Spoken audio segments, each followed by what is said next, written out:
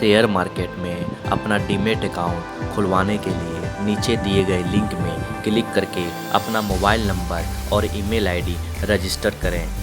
Demat account खुलवाने या share बाज़ार की जानकारी लेने के लिए इस नंबर पे व्हाट्सएप करें। धन्यवाद।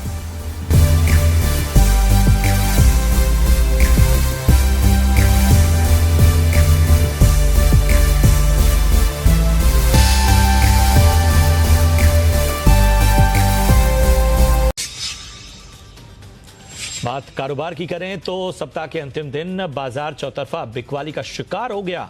गुरुवार को अमेरिकी बाजारों में आई भारी गिरावट का असर भारतीय बाजारों पर भी दिखा। आज भारतीय बाजार भारी कमजोरी के साथ खुले। पूरे दिन बाजार पर बिकवाली का दबाव रहा। कोरोना के बढ़ते मामलों ने भी बाजार की चिंताएं बढ़ाई हैं। चीन सीमा पर जारी तनाव का भी बाजार पर असर दिख रहा है। आखिर में सेंसेक्स 634 और निफ्टी 194 अंक गिरकर बंद हुए। आज बैंक निफ्टी भी करीब 2.25% टूटकर बंद हुआ।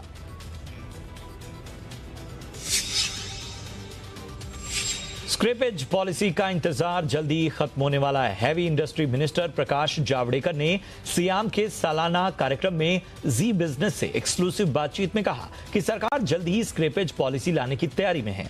जी बिजनेस की एग्जीक्यूटिव एडिटर स्वाति खंडेलवाल से खास बातचीत में जावड़ेकर ने कहा कि स्क्रैपेज पॉलिसी आने से ऑटो सेक्टर को बूस्ट मिलेगा। I will continue this till we finish the job and immediately announce, because we want to announce as soon as possible. All your stakeholders have also given their all inputs and we are ready with the proposal. So you can expect soon is very soon. वहीं SIAM के कार्यक्रम में ही प्रकाश जावड़ेकर ने कहा कि auto industry को GST पर जल्द ही राहत मिलने वाली है।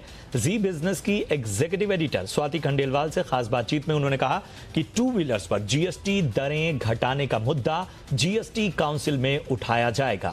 आपको बता दें, वित्त मंत्री निर्मला सीतारमण पहले ही कह चुकी हैं कि टू व्हीलर्स न तो लग्जरी आइटम्स हैं और न ही सिम गुड्स। ऐसे में उम्मीद की जा रही है कि टू व्हीलर्स पर जीएसटी दर 28% से घटाकर 18%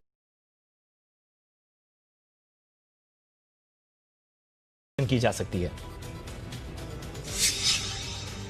Naturally, in a logical sequence, two-wheelers, three-wheelers, the public transport vehicles, in that category only, and then further four-wheelers. In that order it should come. I hope that you will get some good news surely very soon. Asset monetisation पर core group की 9 सितंबर को अहम बैठक होने वाली है। जी business की exclusive जानकारी के मुताबिक बैठक में civil aviation, road, shipping, railway, बिजली, टेलीकॉम मंत्रालयों के अधिकारी शामिल होंगे। सूत्रों के मुताबिक बैठक में टियर 2 और टियर 3 शहरों के 6 एयरपोर्ट के एसेट मोनेटाइजेशन पर चर्चा होगी। साथ ही गोवा के इंटरनेशनल क्रूज टर्मिनल के एसेट मैनेजमेंट पर भी चर्चा होने की उम्मीद है। कोरोना के इलाज में अस्पतालों की ओवर चार्जिंग की शिकायत वाली याचिका पर सुनवाई करते हुए सुप्रीम कोर्ट ने केंद्र से जवाब मांगा है। कोर्ट ने केंद्र से कहा है कि वो 2 हफ्ते में इलाज के लिए मास्टर प्लान बनाए। कोर्ट ने कहा है कि इसमें सभी राज्यों की मदद भी ली जाए। सुप्रीम कोर्ट ने इस मामले में सभी राज्यों को भी पक्षकार बनाया है। साथ ही हेल्थ इंश्योरेंस कंपनियों को भी पक्षकार बनाया गया है। बता दें कि कोरोना में इलाज में कई अस्पतालों के खिलाफ ओवर चार्जिंग की शिकायत मिली थी। लॉकडाउन ने ज्वेलरी सेक्टर की भी कमर तोड़ दी है। वर्ल्ड गोल्ड काउंसिल के मुताबिक अप्रैल से जून तिमाही में गोल्ड ज्वेलरी की डिमांड में 74% कमी रही। इन 3 महीनों में सिर्फ 44 टन गोल्ड की ही खपत हुई। WGC के मुताबिक साल की मांग 26 साल में सबसे कम रहने का अनुमान है। WGC का कहना है कि अनलॉकिंग शुरू होने के बाद कंज्यूमर कॉन्फिडेंस लौटने की उम्मीद है। आमतौर पर दूसरी छमाही में गोल्ड डिमांड में इजाफा होता है क्योंकि इसी दौरान त्योहारी और शादी सीजन की शुरुआत होती है। इस साल बेहतर बारिश के चलते ग्रामीण क्षेत्रों में भी डिमांड बढ़ने की उम्मीद है। रिजर्व बैंक ने प्राथमिकता श्रेणी वाले कर्जों की नई गाइडलाइन जारी की है, जिसमें नए क्षेत्रों को आसानी से कर्ज मिले इस पर जोर है। ऐसे क्षेत्रों पर फोकस है जिससे कारोबारी माहौल बढ़े, साथ ही ऐसे क्षेत्रों को भी आसानी से कर्ज मिले जिन्हें अब तक कम कर्ज मिलता था, जैसे कि स्टार्टअप्स को बैंक 50 करोड़ रुपए तक का कर्ज प्राथमिकता की श्रेणी वाले कर्जों में गिना जाएगा। इसी तरह किसानों को ग्रिड से जुड़े सोलर पंप लगाने के लिए दिया जाने वाला कर्ज प्राथमिकता की श्रेणी में होगा। अगर कोई हेल्थ इंफ्रास्ट्रक्चर तैयार करने के लिए बैंकों से लोन लेता है तो अब 5 के बदले 10 करोड़ रुपए तक का लोन प्राथमिकता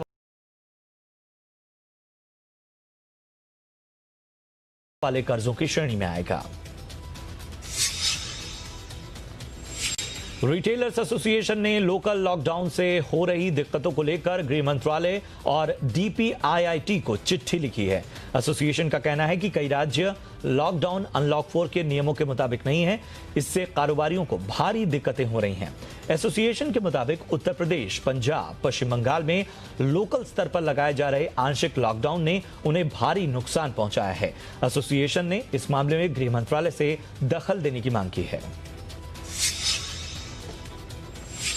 American private equity firm silver lake Reliance retail में बड़े निवेश की योजना बना रही है। सूत्रों के मुताबिक रिलायंस रिटेल में सिल्वर लेक 7500 करोड़ रुपए का निवेश कर सकती है। फाइनेंशियल टाइम्स की खबरों के मुताबिक यदि यह डील सफल हो जाती है तो इस आधार पर रिलायंस रिटेल की वैल्यू 4,03 करोड़ रुपए बनती है। 4,03 करोड़ रुपए बनती है। सूत्रों के मुताबिक अंबानी रिलायंस रिटेल के फंड जुटाना चाहते हैं और कई निवेशकों के साथ संपर्क कर रहे हैं। जापान का सॉफ्टबैंक ग्रुप टिकटॉक के भारतीय कारोबार के लिए बोली लगाने की संभावना तलाश रहा है। इसके लिए सॉफ्टबैंक स्थानीय साझेदार तलाश रहा है। सूत्रों के हवाले से ब्लूमबर्ग की रिपोर्ट में यह बात कही गई है। सॉफ्टबैंक ग्रुप की टिकटॉक की पेरेंट कंपनी बाइट डांस में भी हिस्सेदारी है।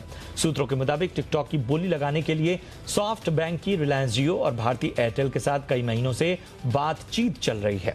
चीन के शॉर्ट वीडियो ऐप टिकटॉक को भारत और अमेरिका ने बैन कर दिया है।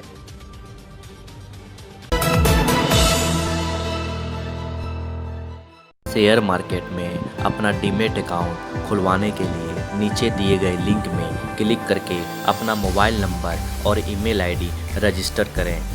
डीमेट अकाउंट खुलवाने या शेयर बाज़ार की जानकारी लेने के लिए इस नंबर पे व्हाट्सएप करें। धन्यवाद।